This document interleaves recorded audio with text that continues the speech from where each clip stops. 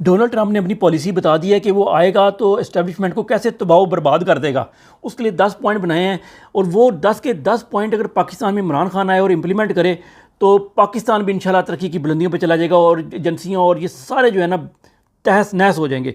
2-3 मैं आपको इंपॉर्टेंट बता देता हूँ। नंबर 1 तो ये कि वो सदारती ऑर्डीनेंस को दोबारा वो जारी कर देगा जिसके तहत जिसको चाहेगा फायर करेगा।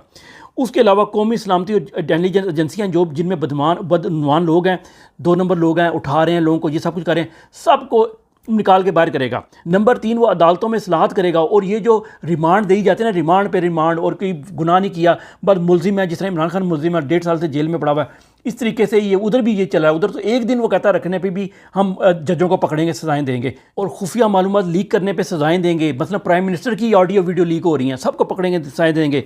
वाशिंगटन से लोगों को, ब्यूरोक्रेसी को निकाल के दूर दराज इलाकों में भेज देंगे, जैसे हमारे यहाँ 10 कोर बैठी हुई है, उसको भी